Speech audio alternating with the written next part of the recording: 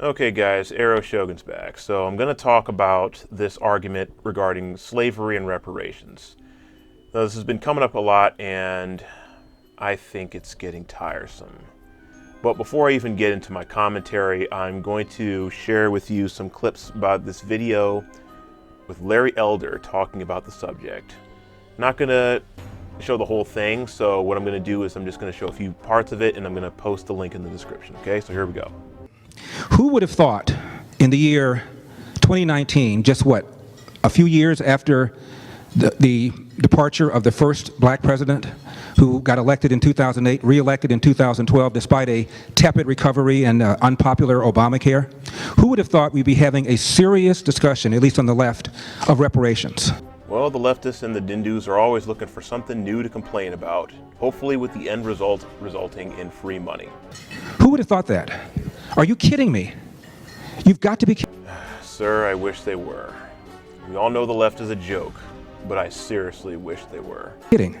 Reparations. There are a few problems. There are no living slaves. There are no living slave owners. That's the biggest problem. Reparations is a scheme to extract money from people who were never slave owners and give it to people who were never slaves. Not only is he correct about this, but frankly, you're talking about people that have never even earned it to begin with. So let's say your grandfather slapped me, and I came after you for revenge. Does that make any sense? No, I didn't think so. Let's move on. What about the role that Africa played in the slave trade? Without the capture and enslavement of blacks and the selling of these slaves by black chieftains, African chieftains, the slave trade never could have occurred. Oh no, he just dropped the truth bomb. You just didn't bring up the fact that we literally sold ourselves into slavery. Yeah, you're an Uncle Tom, you're a coon, you're a sellout. How dare you actually blame someone other than the white man? Well, Uncle Ruckus still say it's a wonderful thing that a nigger is actually nullifying this here argument. Well, that's right. Your ancestors were literally traded for barrels of rum. Yeah, sometimes traded for other useful things, but the point is that you were traded by your own people. Sometimes the Europeans would instigate wars, say, hey man, the Prince of Nigeria just called your mama a hoe. You gonna take that, man? Then the Prince of Libya would be like, oh no, that mother didn't. I'm gonna push that mother's shit in. And these wars were instigated back and forth, and you were captured as a POW, sold as a slave for a barrel of rum or whatever. What about the Muslim role in the slave trade?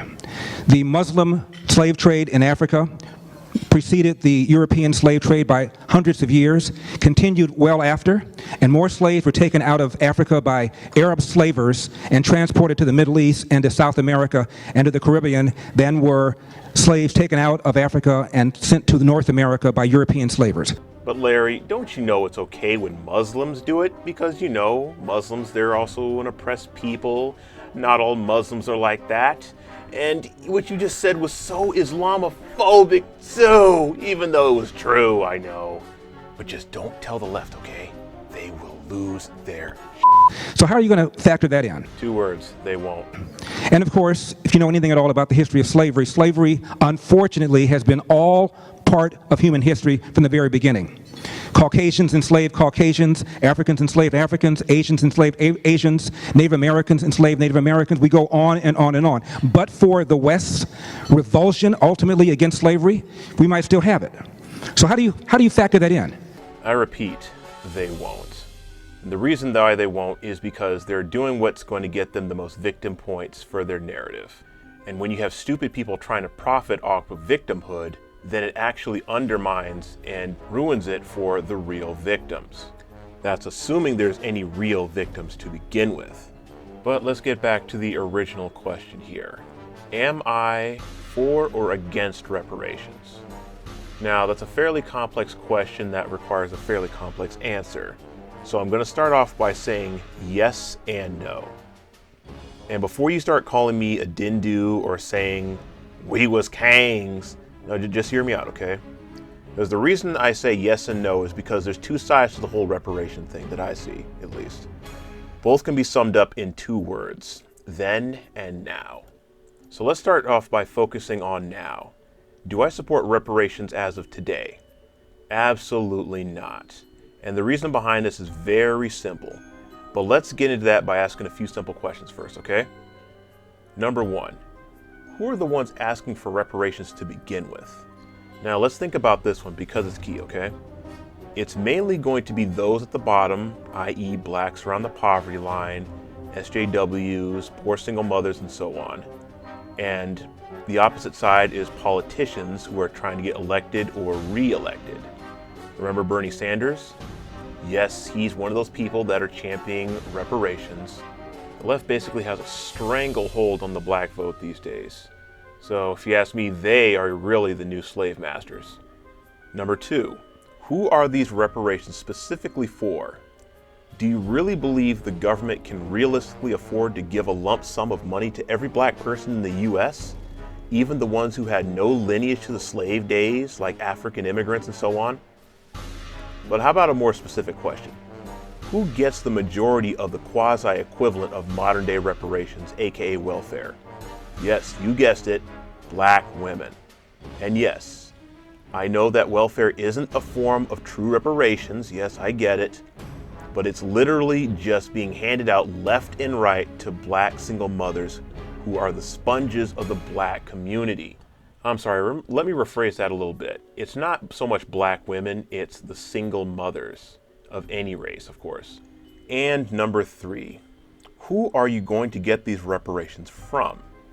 You can't just magically grab it from the welfare state because they're going bankrupt already as it is. I wouldn't be surprised if they lasted another 15 years at this rate. But that's right, you guessed it. They're gonna try and eat the rich if they can't print more money, that is. More specifically, take that money from rich white people. Now this is stupid because being rich doesn't automatically tie you in with past slave owners. Now what if you immigrated from a country like Russia or some other Eastern European country to escape communism and managed to make yourself a better life for yourself and your family under capitalist America? Does being a white man mean automatically you should be penalized no matter where you come from? PSA, it's okay to be white. Okay, quite frankly, this is just yet another way of asking for more welfare, only under the guise of I deserve it because my ancestors were slaves and I'm a modern day slave because of blah, blah, blah. Now, the US spends more on welfare than anything else. Yes, even the military. If you don't believe me, Google it. Use DuckDuckGo, Bing, whatever your favorite search engine is. It's common knowledge, and people commonly twist this for their own gain. And as far as black people go, overwhelmingly it goes to black women, as I said earlier, of course. Now, a common counter argument used by the leftist is they say that white people receive more welfare than black people overall. Now, that is true, but that's only because there's more white people and in the United States, and the US is majority white. But given the number of black people compared to white people, black people have a higher percentage of welfare dependency given their much smaller percent of the population, meaning that with those percentages alone, if blacks and whites were equal in numbers, black people would definitely use more welfare than white people. Okay, now let's focus on then, past tense. Do I support the idea of reparations for slaves after the Civil War? Of course. And to take it a step further, I'd be fine with giving it to immediate heirs of the slaves if their families or parents were killed before the end of the war. But here's the catch. You don't give them money, you give them property instead. But where's that property going to come from? I would propose two primary sources. All right, before I continue, I want you guys to be highly critical of what I'm about to say here. Feel free to disagree, put your alternative ideas in the comment section, and let me know what you think, okay? And feel free to disagree, it's okay. So the first source of land I proposed is coming from Confederate soldiers, executed ones in particular. So when the North won the Civil War, instead of executing them for treason like they should have, the Union pardoned them instead. And frankly, the Confederates did, to my knowledge, execute Union soldiers under the same pretenses, only white soldiers were given a trial first. Black soldiers didn't get a trial at all, especially if they were caught wearing that uniform, yeah, they were dead. So after executing the Confederate soldiers guilty of treason, the various unowned property would then belong to former slaves. Then they could build their houses, build farms, shops, you name it. Probably even build another Black Wall Street. Now, one thing I do not agree with is taking all the land from the plantation owners and dividing that amongst the former slaves, to be fair, because the plantations themselves actually have served a valuable purpose. That land is used to grow crops that your nation is dependent on. And obviously you couldn't just import everything back then like we do now. So I'd say let the former slave masters figure it out on their own. And I believe I have a better option in lieu of that anyway. So a secondary source could be within various territories within the US acquired during the 19th century. You know, like the Oregon Trail, Mexican and Spanish cessions. Those territories were both large and new, and more than enough land to accommodate them all. They were even required within a reasonable amount of time just before slavery had ended, so there was no way that the whole territory could have been settled. So you're probably wondering, why land and not money? So for starters, land in itself has value. It has the ability to appreciate in value and as well as depreciate, but especially from then to now, definitely appreciate. It can be sold for money if they so choose, or it can be kept in the family for several generations. But one big catch when it comes to land ownership is that it requires both work to develop and maintain. Now, those who are willing to work are less likely to take that land for granted. But when you just give people money, you're basically just taking a gamble on whether that individual will be fiscally responsible or not.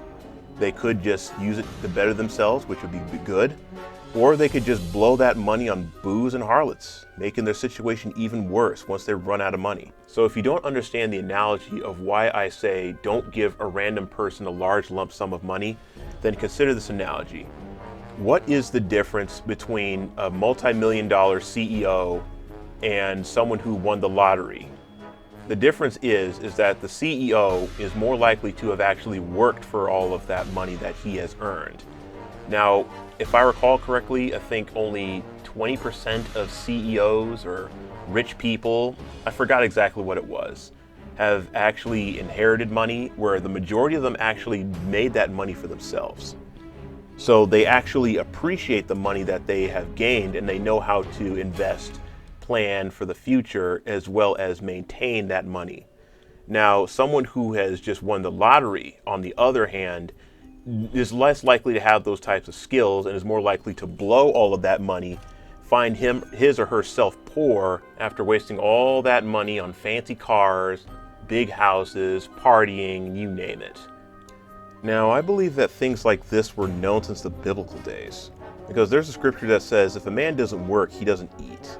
And I wholeheartedly agree with that, especially if you're an able-bodied person that's capable of working. And yes, I know the Bible also says, help the poor or else you'll receive many curses and so on.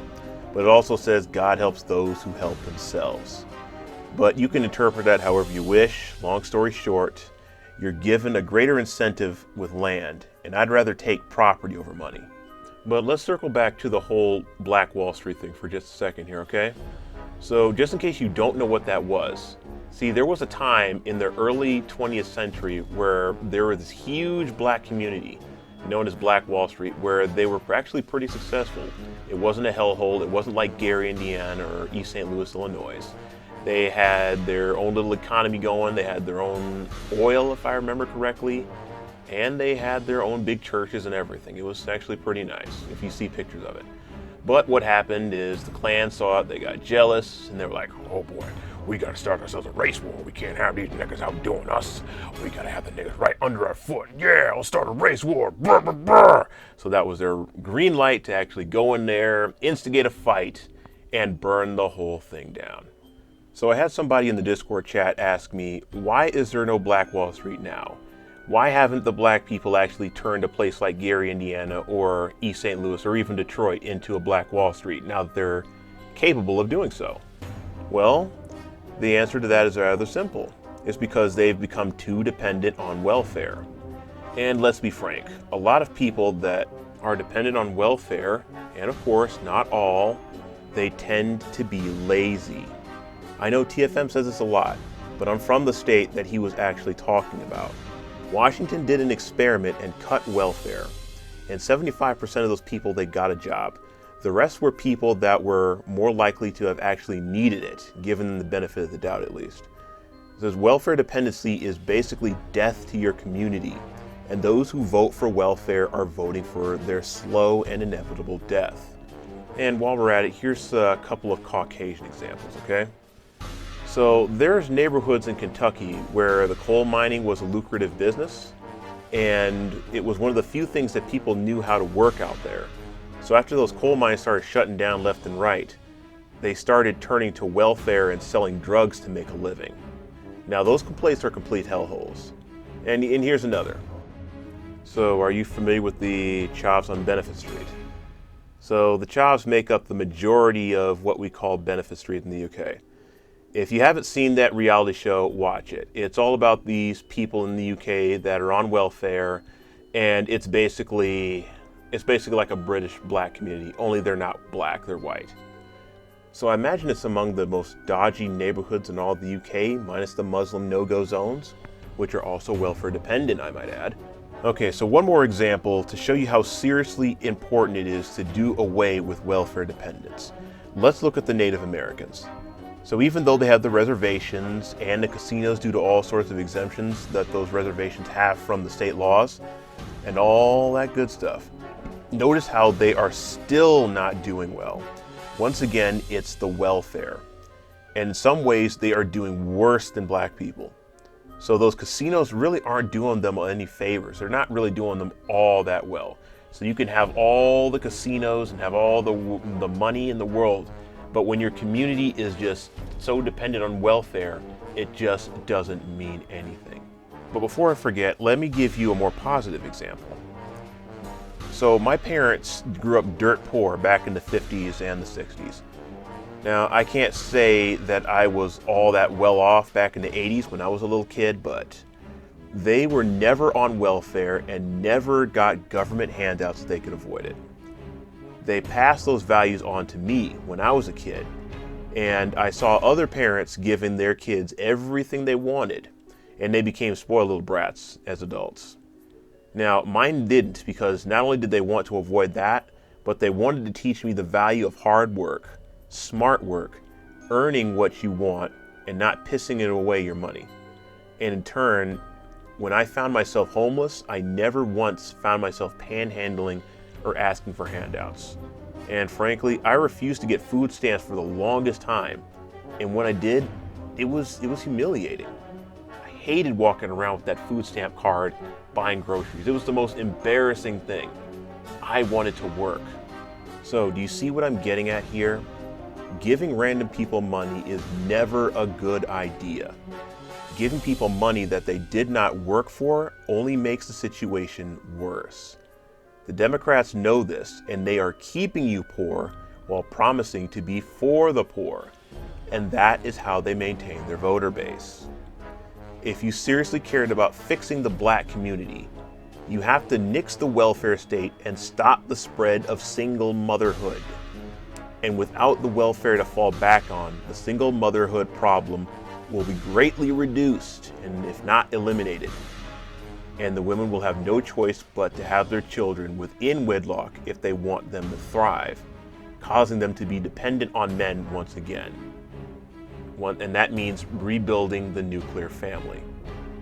The future generations will notice a drastic improvement in the quality of their youths, because the children raised by single mothers are more likely to be degenerates and delinquents and tax burdens on the society. So with that being said, I want to wrap this up by telling these 4 groups of people to get f***ed. 1, liberal politicians trying to exploit stupid people, trying to pass their agenda at the expense of taxpayers everywhere. Number 2, selfish and lazy welfare sponges who vote for these politicians. Number 3, those of you who want to call me an Uncle Tom or a coon because I told you the truth. The truth hurts, but it will make you free. And 4, this one is actually towards a certain group of MGTOW. And it's those that think that I defend black women and only bash white women. Okay, this is my 3rd video talking about black women, and nowhere have I ever created a single video attacking white women alone. It's not my fault that you cherry pick what I say about white women on Discord while ignoring the several comments I stated about black women also. So stop. Just stop. I'm seriously getting tired of it. Because I already did a video saying it's not race, it's welfare. So I'm done. Arrow Shogun is out. But I want you to follow the advice I've always given you and your brothers. Hard work wins. You get out of life what you put into it. And Larry, you cannot control the outcome, but you are 100% in control of the effort.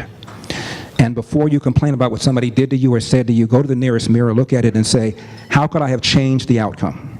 And finally, no matter how good you are, how moral you are, how ethical you are, bad things are going to happen.